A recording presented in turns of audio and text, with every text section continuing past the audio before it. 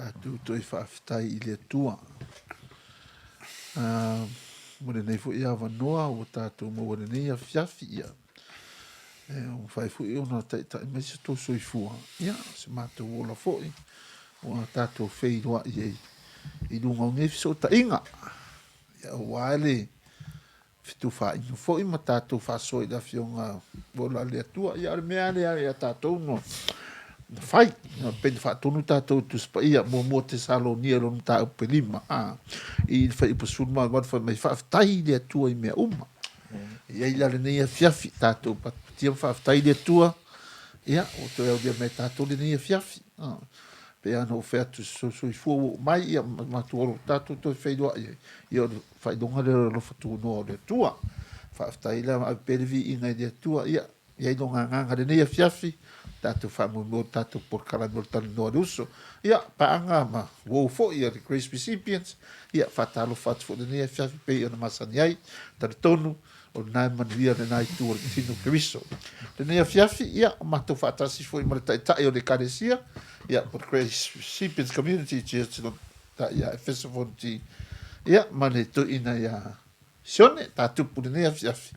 Ia, mo tātou por kalame masani ai. Ia, malo soifua. Malo soifua pasta. Malo lava. Malos. Ia, salola, kako fasawa di do po isem ka puru fikir kalmo ai pe sisime ai di makaka ko por kalame. Ni no sunga penga pe se me fitere no ya o io le pewo te sa un ya te falta tu Por me que o mari.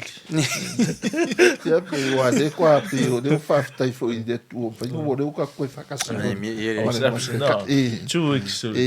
Si au luas. Fa ngamalanga ia o vi ngarava pe ana fa e fo I umar fafta I de tu ale ko tato vala. Ia le o tato to fe do I fo. Ia so va pe sa sin kala fo ngale de I New Zealand. Ia po to fi malo la ko au verso ke ange. Ia nga. Ia ale o le ia fi nei. Ia o le ata to o fo il fesili male tali. Ia fo question and answer. Q&A. Ia ia la fi nei. O le a whapea, o le fesili mo mua, o le nei a fiafi whamone I le tulanga lea. O le a le winga o le whaupunga lea. E le mafai e le atua o na faafiti ia te ia lafa. 2 Timothy 2:13. Ia.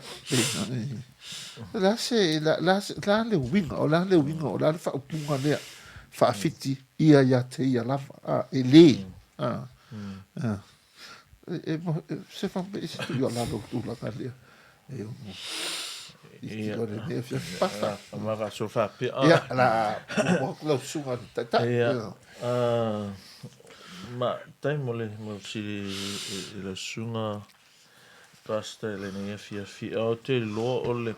Sta si lo fesili pa pena na tangia ia winga o le tu ka ta Talanoa I characteristic o le tua. I think o le winga o le tua le ali o le masuia o le tua. Ele mfe le tua ona sui o fa punga le fai mai I le fa sa mo a fai le fa maoni tato e fa maoni pe a lava ia a wa ele mafai ia ona faafiti ia te ia. Longo inga fo linga mai. You know, we often talk about God being like there's nothing. Ele mawhai le tua na whai. A loka kuwa ai e iei mea ele mawhai le tua. Whapeila o lea. He cannot. Ele mawhai e ia o na faafiti o ia lava. He cannot deny himself. A tatou le whaamaoni e whaamaoni pia lava le atua. Pongo inga e le mawhai e ia o ngā ona whapea e le whaamaoni. Au ia I le taran mea apas I le Revelation. Whaalinga ngā esfulu iwa esfulu maletasi. E whaupunga whapea na uloa atu le langi ua wanoa whaauta foi o le sot whanua sina o le ti e ai foi ua ingoa ia o le whaamaoni ma le moni. He is called faithful and true. Longo winga la Pe fa tu o fa pule le ali I winga ia o le tu o le mafai ona sui he cannot deny himself le mafai fa fitia ia o ia lava na tele mafai ona alo ila na upu pe alo ilona tulanga polonga identity ya mantuala le fa ilo I o le fa maoni longo inga ele se avangoa ele fa maoni ele tu ele se avanoa e pepelo ele tu ele se avanoa fa pena ona unfaithful ele tu ele me kala a paulo I ale fa maoni tato e fa maoni pe lava ia o le si mea o le si vinga le tu ali I o le fa lango I stasi pe lo ka ko em fai lavanga ava pe pio par fi au pio par ko mai kalesia and they have an excuse ale au look o sea ya ki far ki far ko fu ka ko but ile tu ala po fera vai fai el ka ko kikifa ele ki fa le tu that sense e fa ma oni lava le tu ai ele va pe e alu va pe mai wole fa ma oni le tu ya o stasina vai nga le ki e kau ko la vai ele liu o ana nafi o le so o tai au aso uma malumanai ele liu ale tu mau ale tu ilana upu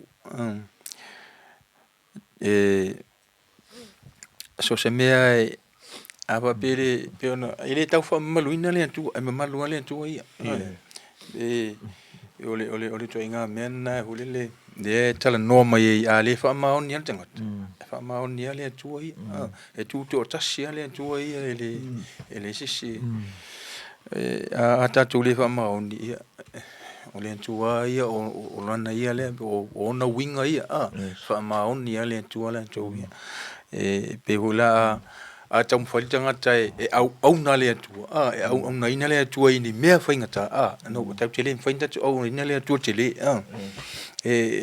a tam faltanga tai lu le tu inga au nanga na au na ile tu lu wa ngau asia nanga ta tu tele au na ina fa pena le tu tele ele me fa se lima esto tasi on au na ina le tu pe le winga na le tau tilo tu ia ele fai ia on fa fitia ia ia te ia tu mau ia na tu mau ia na fe ngainga tu mau ia na ma vaenga I au ke siano le on tasi na vaenga le tau ma fa o ia le fa I pule kilo cross-reference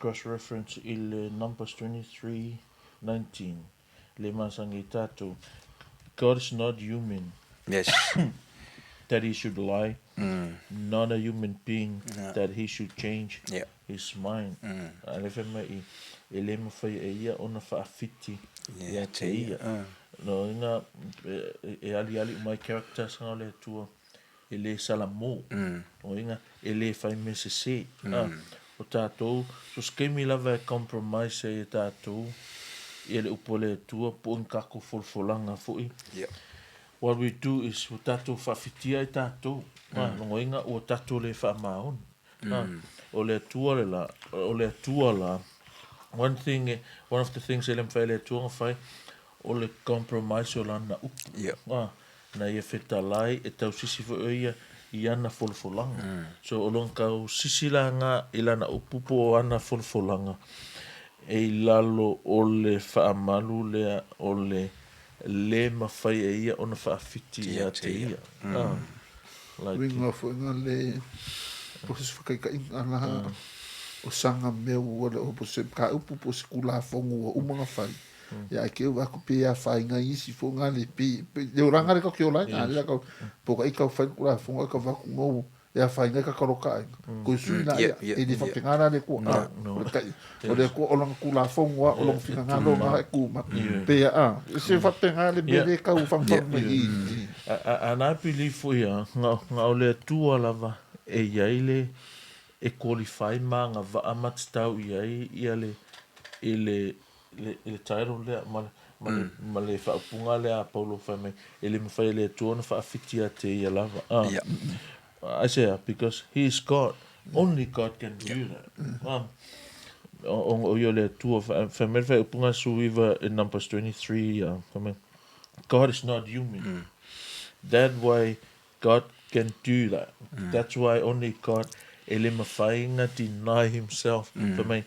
For me, he remains faithful. So the faithfulness of God shows our unfaithfulness. Yes. E ui lava kau o ngā na whaamaoni tātou. A peta o le whaamaoni o le atua ali lo tātou le whaamaoni. Whamaila, kusa lava la peka ko le whaamaoni. E whaamaoni ale atua. Ai sea, whaarongwhare mafuanga. E le mawhai e ia o na faafiti a te ia. O ia, o le whaamaoni. Le whaima ia Ioane i le whaalinga le sule o su kasi o mai. O ingoa o ia le te su whangosi na sina whaimai. O ia o lona ingoa le whaamaoni ma le moni. So he cannot deny his name. Pero ngā me whangani. Whaimai, you gotta leave your name. A whapeolo ngoa o Kalista. Kalista means beautiful. Come on, man, leave your name means live beautiful. Yes. Ola mai lo mo. Act your name.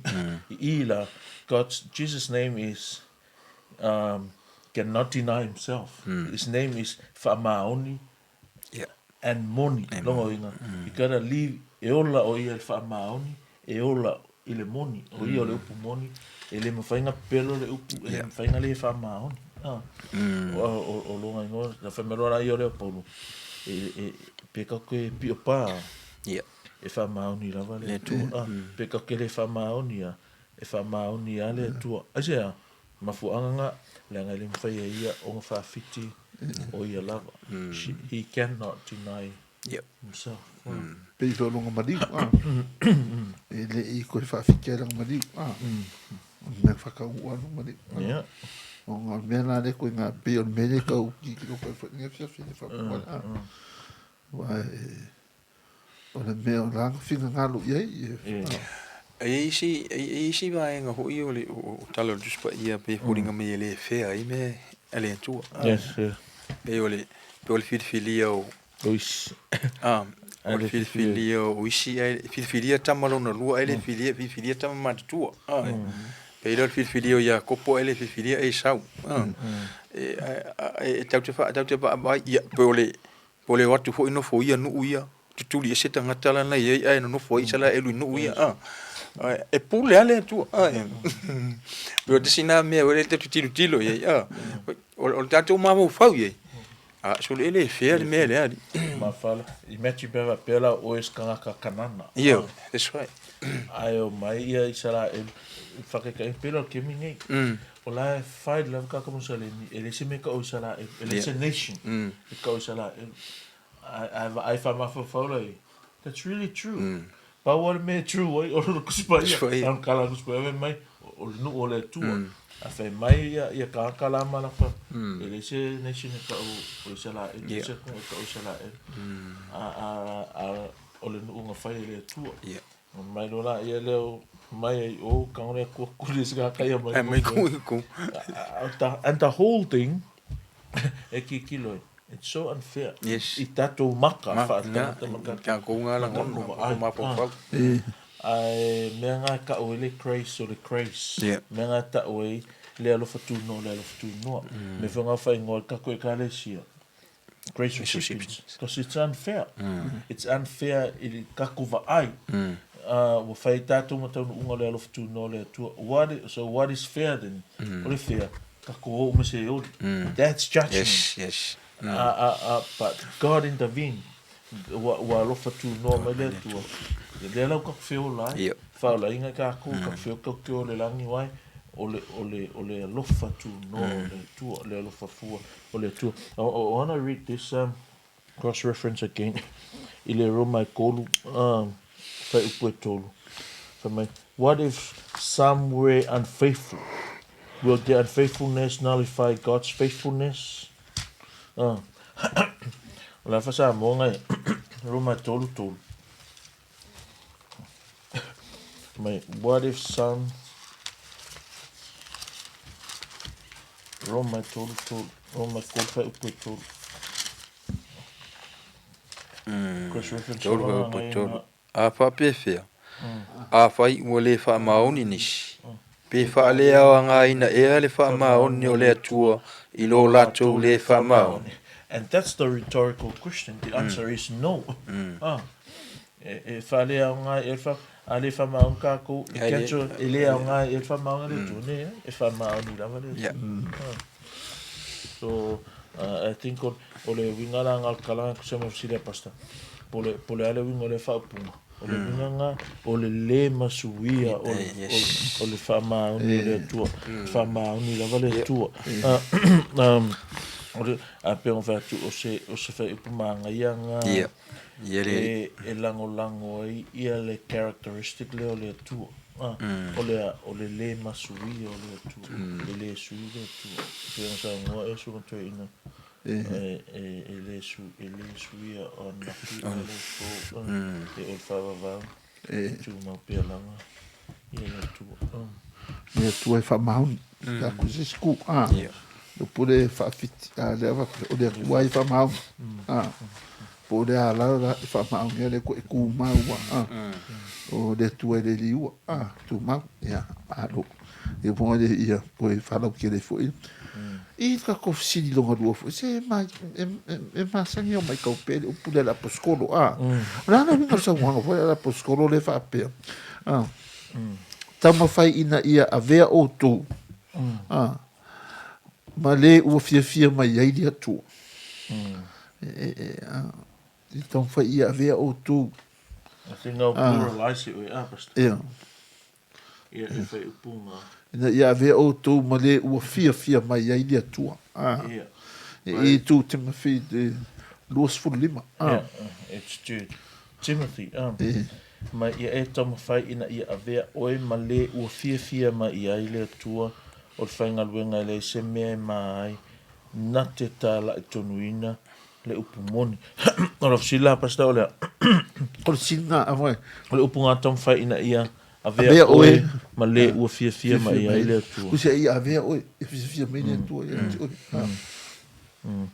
la le o hangi me avea oe i ke o ke fia i le upunga le whasamo mai tau mawhai tau mawhai ina ia avea oe ma le ua fia mai ai le tua in terms of tiny potences it doesn't really align ia e tau mawhai ina ia avea oe ma le ua fia mai ai le tua a kikilo ko ile NIV fa mai kala NIV ile upunga o le toma fai mai do your best o le King James version fa mai study fa mai le NASB be diligent longo wingara o le kala ngoa i mea tau kuskusinga mea tau mata upo le tua le fionga pa ia ale tua mankuale kalangoa ia Paulo ia Timoteo and in the context Paulo is dealing with false teachers here la kalangoa Timoteo and in the context o fa solo in o kusi fa uia Paulo le la oki le la kam fai ia Paulo fa loa ia Timoteo it's more like passing on the baton mai le Paulo's generation to Timoteo's generation le ala me kala a Paulo e tau mawhai do your best ina ia fia mai le tua ale upu fa Britania ave mai to present yourself approved to God so ele ngatala inga na mo mia le tali of Syria pasta but I can see le mangaya o le songa and teachable truth le I mosus fefe awa o le kusi fefe au ko inga fefe au kalvo a fe me kana a fefe au ko inga fe mai tamo fai Ia, mai, ia e tau mawhai ina ia a vea oe. O le mea mua. It's doable. O le mea mawhai ngā whai. O le mea mawhai ngā whai. E mawhai o ngā vea oe mastasi fia mai ele atua. O ngā la vaele, o le upunga i ngā, o le whaatonunga. A kusa maranganga, kusa pa era o kikiro koe.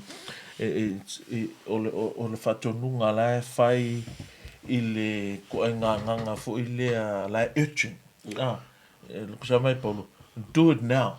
Don't wait for tomorrow. Tau mawhai ngei. A whapekiro kong whai wa start now. Tau mawhai ngei loa ea. Ia a vea oe masatasi. E fia mai ele tu. O le context la mene o Paulo ia Timoteo. O le whaukuanga lea Paulo ili. Ia ki mokeo. Okay. O ngā ruenga ni la whauau ki mokeo. Yes. Ia a vea oe ma le ua fia mai ele tua. Ale upu ngā. Le sao isi upu ma upu pālangi le iai o longa winga ia maki ngoa o oe considered good or regarded as worthy. In the eyes of God, He considered you good or He regard you as worthy.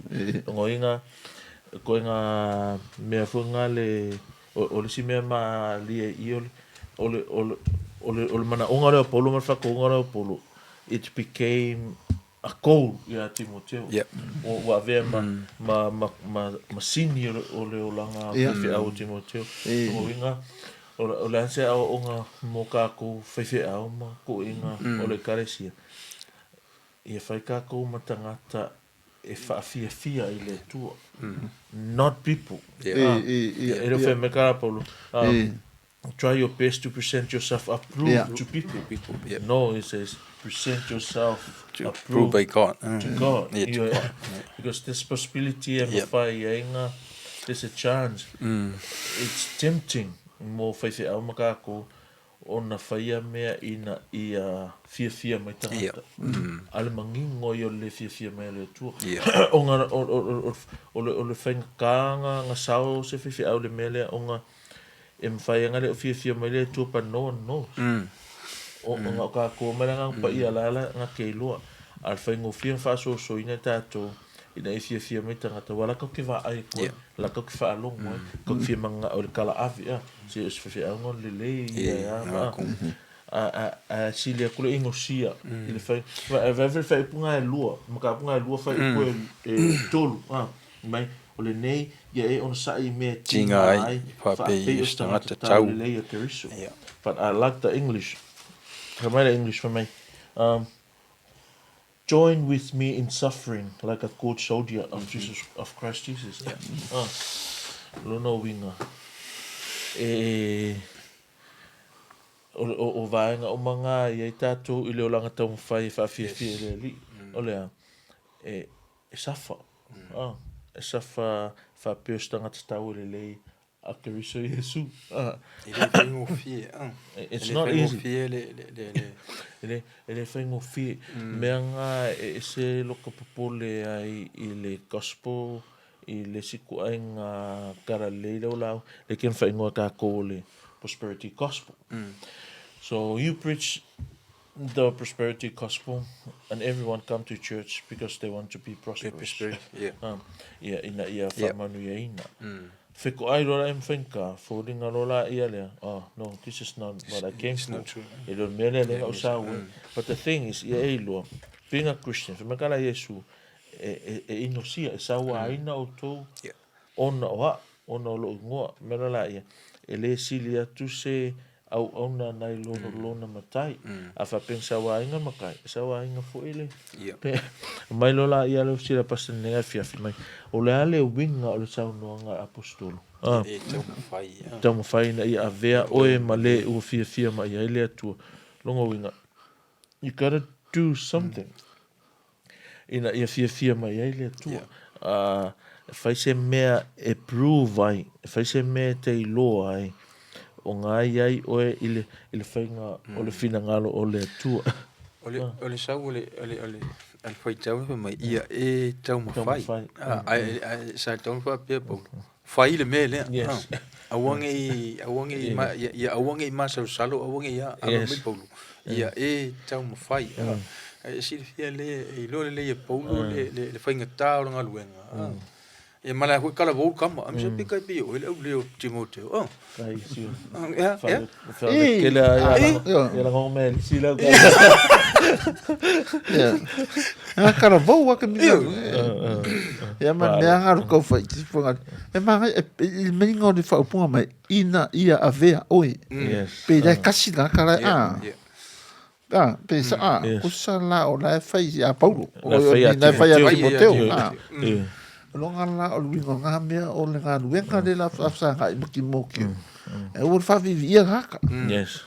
a o fo I fe ko nga la o fo mi pa ku ma fa nga sa o le poleri wa la ido e ka ngi ai oi ya ya mar mera nga pe que sa o fo nga de wa so me no me fa pe o paulo o que aka foi da boku wa que la lei e que o lei que o anga mo fa so nga me pe o me o mai ko que mira la fe au ia Timoteo e Efeso que mira fe au Timoteo Efeso but he was kelle challenges na fe ngai especially lava I mea ia ka doctrines perang sa ngo e so to in mai ia fa sa mo e tomo fai fa mele NIV kes mele fe ka kala NIV but sometimes it's preferable onga like they paraphrase kang la ko simplify fa mele NIV mai do your best longa winga in order onga fa fia o ile tu ele ngalo fa kem ele ngalo fa kem nga lu you got to do your best of the best you got to do your best faile me nga tai kango fa kem kango lima lua ia fai maile ile King James version mai study so how you gonna do manko le ka kalangwa mai fifi out talking about for maka Paulo preaching season out of season ya Timoteo le foi la I cannot write off ile kala le King James mai study to show thyself worthy longo inga how we gonna come about le mela fa fenga como fai fa fenga do your best sa su ela fiong pa longo inga e fia mai le tua il fe au e su ela fiong pa ia le tua ele fia le tua il fe au ele su ela fiong pa ia ale tua longo inga la e foringa mai o le mea la vai ia al fe au como fai o le makua isa ile afionga pa ia ale tua ele o se ka fai oi nga ele foi punga fitu ia e ma fau I mea o te fai atu aina ona fo ina tulele ia te ele loto matala I mea uma loto mala o me hule lenga vinga loto matala bala o so monga ele mai le loto matala fianga I male no mai loto matala fianga I male kalesia ina ia solonga le me umol o fe umol mal fina ngalo ngalo ngale tau mafai na re fa parangi asu tau mafai do your best male study male pitilichin do your best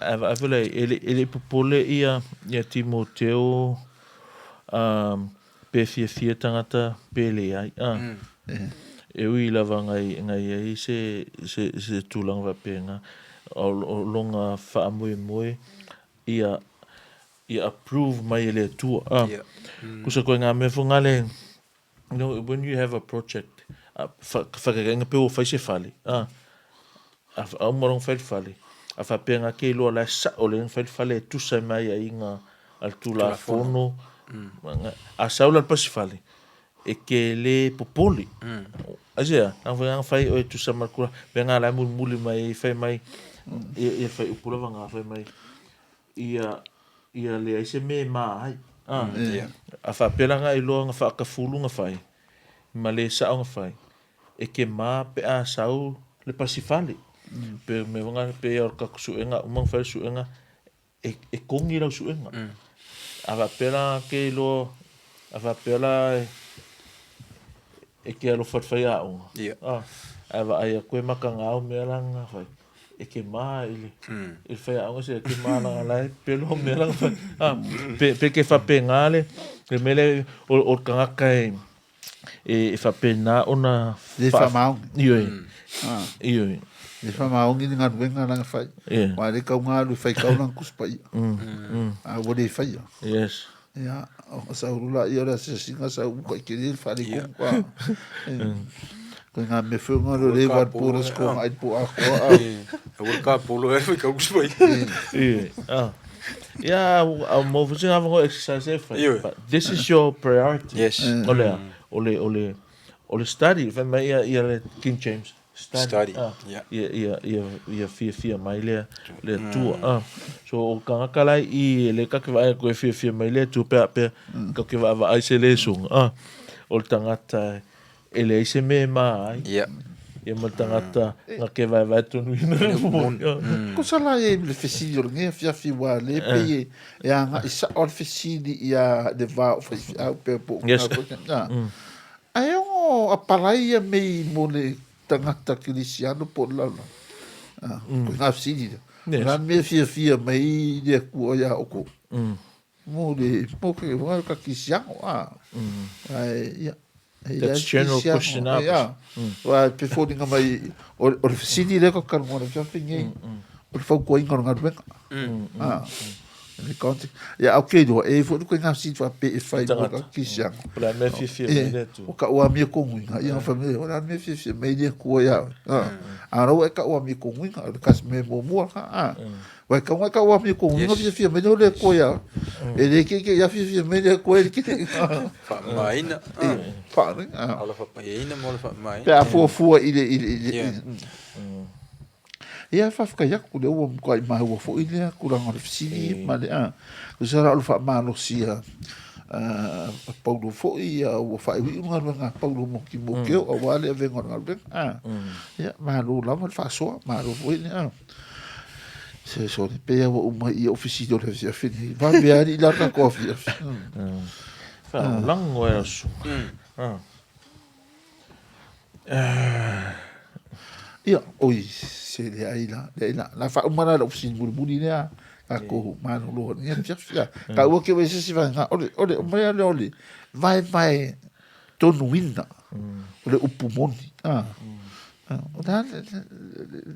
ole vai ina vai tonuina ole upumoni e tau mafai Nani si upu sa mo ma le ua fia ma ia ile tua o le whainga luenga e le se mea e mai na te tā la e tonu wina le upu moni ia o le mea ngale I ala mea la kuspa vai tonu wina e lua le ala lua ia wha Samoa ia o le sio le vai tonu wina dua konito tala ta po dua sulima ta po dua sulima ia ma fai onga fekos bo se ko la lo ku la ngale pa ko ina fo o fa pertania nga fai mai ele NIV do your best to present yourselves to God as one approved, a worker who does not need to be ashamed and who correctly handles the word of truth. Or see versions from my and who rightly handles the word of truth. Ale ole upunga pa le tusa marenga kuse kuspa ia ile va aya ko ya la vola la fa sa mo tala John wina ole upunga kuse kuspa ia means to teach correctly or expound rightly lo inga la sa fuia wa tala John wina lo inga ole awa auton you teach right ia le fiona pa ia ale tua ele va ai kola ia I le me e te taonga ia le fai o Timoteo ma fai au e maso se fai au wa pe ila ko ki kilo kala pa un fa Timoteo Ai leisi si mea piksili onga maua ka kole a onga mo tātou le wheo tātou te le lotu ngai lo le mea lea. O le mea e tau lunga, le me whaatāua ma tumutumunga i le o langa whaata le lotu, po le o langa whaafefe au po le whaatou ina. O le ia uia o le mea lea, o le tālai tonu, po le vai tonu wina, o le afionga pa ia a le atua. E ma tango fie ke au le kala lea whai mai o le whapālangi whapea rightly dividing or rightly handle or correctly handle the word of truth. Mai karakus pa ia o le upua le atua o le pelu. Ioane tu rua. O le upula ngai le nganga kus pa ia le kwa kwa ia. It's either o le winga mo muanga mfenka kwaliwa rightly handle the word of truth as one would rightly handle a sword. Mankua o le upole tu e fatu saina o le sword o le pelu. Pei ala mo me la upenga funga le lo e handle le lo e faunga. Ava pela le lo e faunga le pelu po le upenga. E lua me iai. O le okia yo fili. Okia oi. But the pelu is there to kill. The pelu is there to cut, to break. E kui. Le upsa moa kulola ngana o le songi. E kui masongi. So that's why the word is there. That's why the sword is there. O le whaamoe moe ia e fasioki. So in terms spiritually speaking, so you gotta kill the sin. In order, that's the only way we can kill sin. Ole upu a le tua. Mai rightly handle. Longo inga, handle this wrongfully will cause much damage. Yes. Fianga kalai ola I le loku ma o le loku and thinking that they're Christian. Or thinking that when they die they go to heaven. But sadly, o lafa saying, because o kanga kalai le kulanga le Timoteo, he's not handling the word correctly. Yes. Melanga fa kwai o se mind o upu piku silonga ka ua le loko la puskuru. Na le la fa so ngoki. So this is his heart. O le mele le tau e anga ia. O fautuanga fo ila ia ma me fai mai polo a Timoteo. Le fai e polo ma le mauki ngoa e usika ia e Timoteo. So talking about doctrines or onga to pitu essential doctrines ia whapenga onga sa o le lei onga wa. Because you'll be surprised nisi o kanga fearful kausanga o a onga pe nga o ia onga ilonga le ko ke ilo ngi wa usila ngi a o ngi a fe o ke lo ke le ia onga sefia sa mo mai ngi. You'll be surprised if you ask them in the basic doctrines o le whaalatanga ma kuspaia, they will tell you something e mako e le mau e kong kuspaia. Or tell you something e lafe me kuspaia ai le a inga ma le upumoni ma le onga a kuspaia. O le siwinga o le upunga le ke e kira kua le upu e le ngea ia o le othotome o e mwhenga pena pena. Ke beva no apenga nge pua. Tulo o longa lava me ave kamali I longa le me ave fefe au. So le vai tonu na le upule le i pasa mo le o le upule fe ko ai fa nga manku a sika ulanga e le mangule so pena le mangu e la pula ia le skaulanga I lo le me ai le skaulanga I lo le me ai I ska se ke fa penga pe tu malanga sa mo o lo le ka ia le au vai la lo mal pa kua mar kua la male o male alanga. So that's how kai fa penga le nganga o le mele ia sa o le lei nga vai ile upu ale tua. So in terms of the pelu of the sword ia sa o le lei nga fa nga ia pelu ese ke ole o ki filia a ko la ve ka So, kai whapenga ia winga le tate whaai I. Ia, o le toinga me hoi le pero tatou a onga le fai. Ia, preacher le context le kong I. A ore ku ua I ka ko maho fau. Wa a ku I ka ko maho fau. O shero le me ka la ia ku le me ka la. Pe onga maari e fo I la unga te au le sko. Ba a la unga sa o le upo le ko le me finga ngalo I le tu. E fa manguia mai fo I le tu. Ia le tu ia Iona. You proclaim what I'm gonna tell you to proclaim. Alwe la unga me a whake ki o e la unga. Yes. Ngoinga. It's not... Oh. O le ala ko inga kala le fo mai le tu e fai. At o le kala nga ka u yo. Yes. It's funny. It's not up to us. That's the bottom line. You don't preach what you want. I don't preach what I want. You don't preach what... You preach what God wants us to preach, which is what's in there. E ila ke me fa so inga I ka wape. It doesn't seem appealing. It doesn't sound attractive. Le mea. Well, that's what you think. But ele nga luele kua I loko ka ile attractive se mea ya oi. When something is attractive to you or seems appealing ya oi, ele fa penga la liwa ka. Langa whakoanga lue lava le nganga o le tuat ka. When you tell them exactly as it is ele ko le upo le tua. Ele va pe e pule ta to. Ia ngam faila ia le onga feliwa ina ta.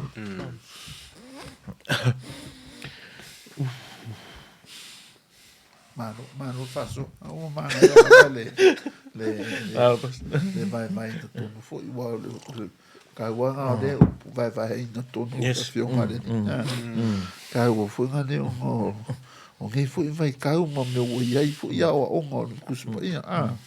Ia o vai fo sia o onga pe o makele le kumana ngu fasa mo o mai le fa penga mai le ngopon ia ka fo le kara I fika wi mara fio ngare ia ka ilo ia wa isi nga me pe o mai ia ka si mai na io Fa penga ma amino aranga upu na mai le ka fa ia ko examo ele samo yesu pe o maka upsili nga le se uri ia e fa ele nga ngu ko de mene se nga o lobo fa kukusa le upu le ka ko nganga ma le upu le o le mene ia e ku kasia ngara le tsui le mai le mele mai marangu tsui la kasia e a vera I fia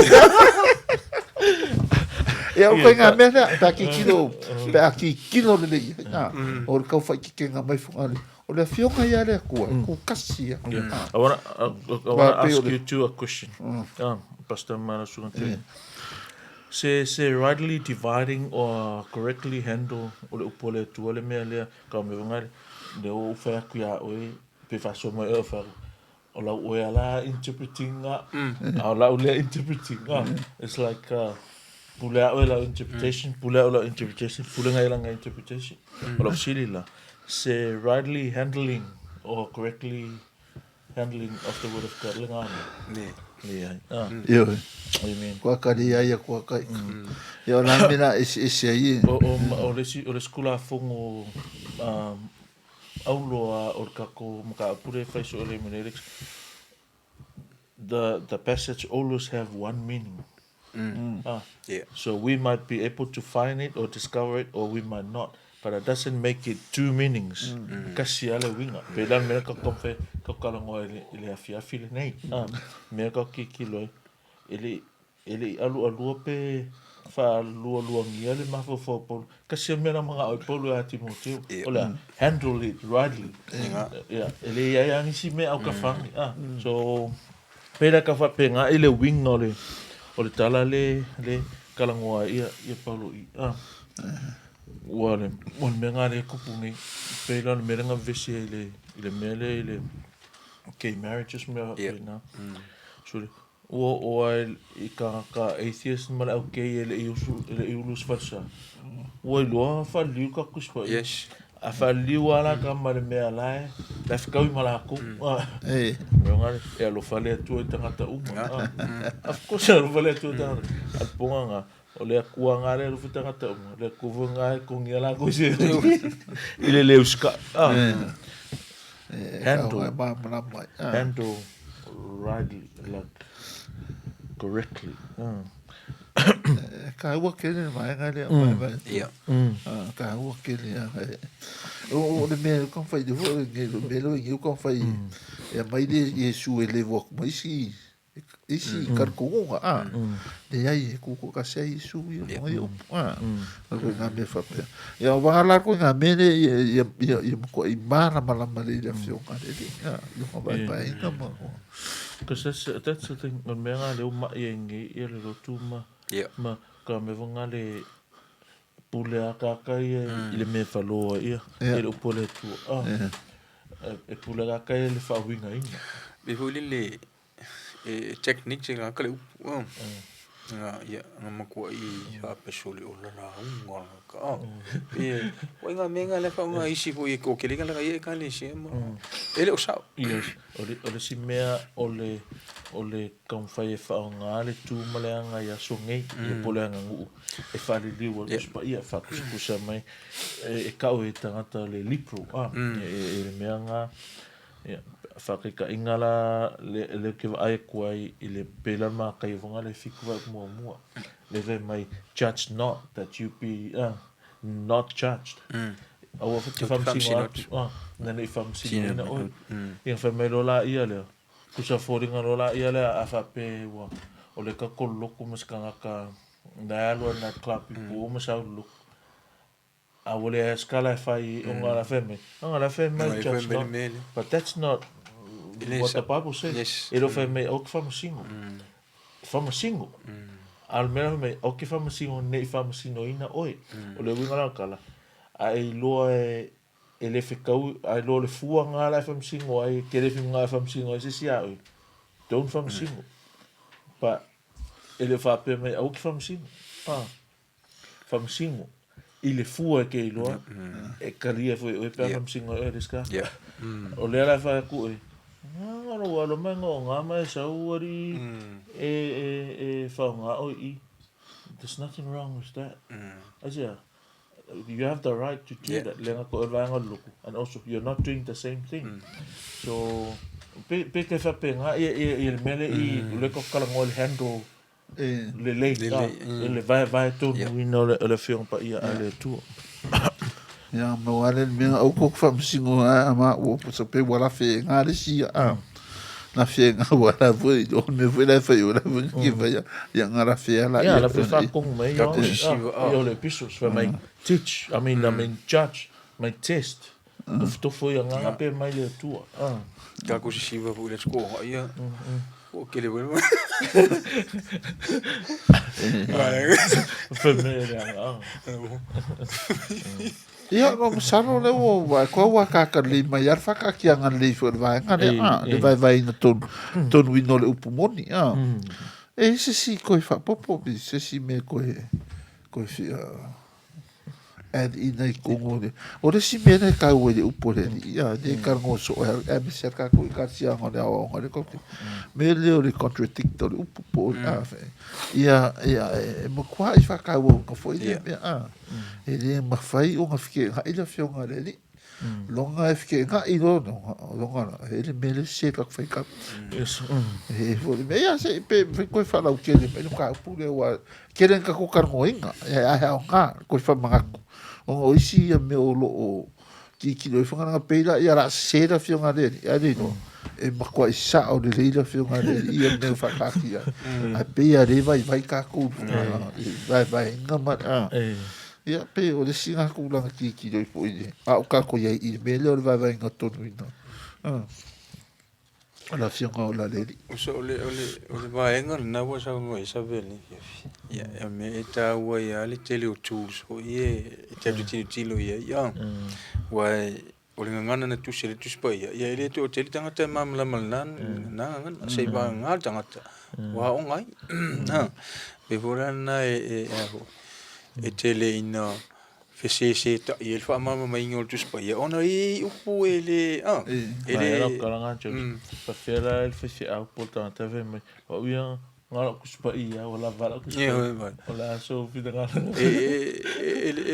ele fa ino na fa mau ngi se kuspa ia se me I lo nga o ia o ka ikotsa mo ia me kuspa sa mo ko ele mama se lo fe ka fa pertani fa ka eu si kim fa sa mo fa pertani ele kiriki so e mga omia ia sa ola so mga omia tools o ngale kusia ile fa sa mo ka kuspa ia handle with care handle rightly correctly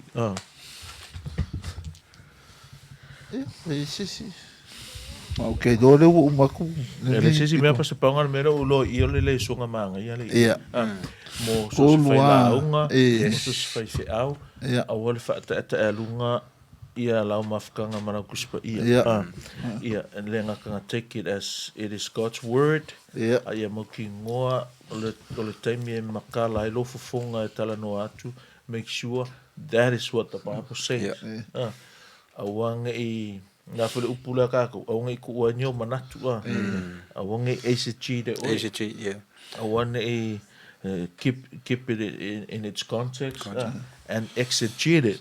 Do not exegete. Pela kara fakso. Olang sala le mafia le lotu e no male manga fangafai. Ola ang sala of exegesis.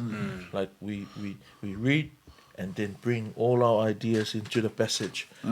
That's not ele correctly handle nga ele vai tu nga le mga o fa fea nga inga o le vai tu I o longa ka unga le se o langa suia le ai se fa o la inga langa le se mana fa ko ia le mana pe a keep the context vai tu no le upole our context le ka kwai from Paul to Timothy la o ki Paulo le wa onga se la fia pasia kule le fua I le si pulanga so yes these are serious words ka ko up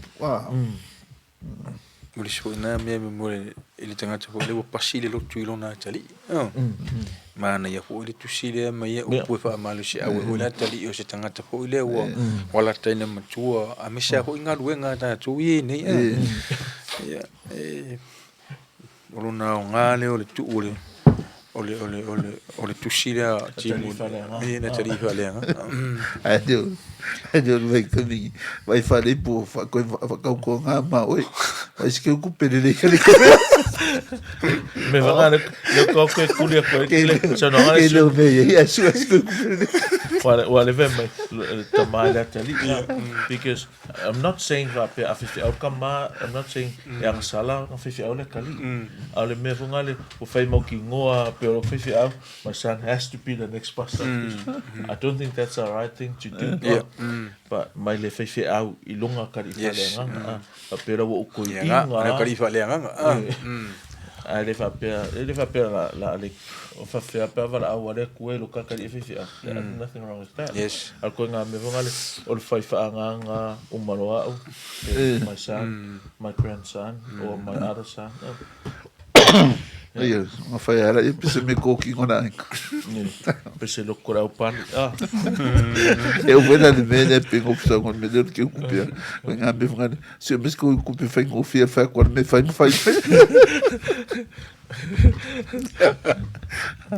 E a war me hangade ya pe eu fa ficar. Ya pe coi. Esses le kalanga wa le fe me pasa se que cupia le fe le bua ngaranga o man koi le pa wan me mai Paulo o le la unga porque fe mai study to present yourself approved to God le mo se me va pe vai va le fango le kalesia pe va el kama ai ngol e va pe le nga me nga ai ka força vai ka força lo en kama nga o ele fe fe au vai lo kuspaia kuspaia lam ku ule official lo ku ia ia pe ma le kuting ai ko anga fe ka lo kuspaia ma vai ton pena ton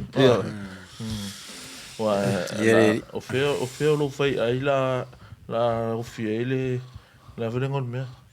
Bank reconciliation account. Silvia pasta nga.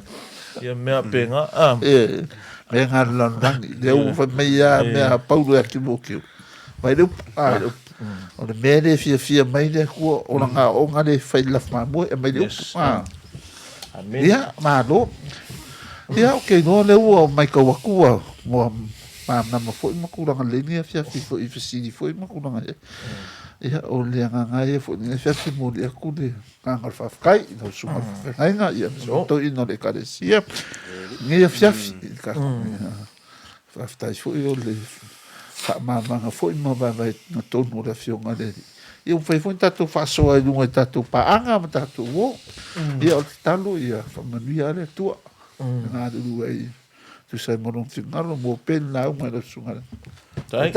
Wale. Sunga. Ia, mo fwoi manatu lei to ina, warfa tu ai na sunga whawhengaina. Ia, ngā ruru ai, whai ati fingaro le tua.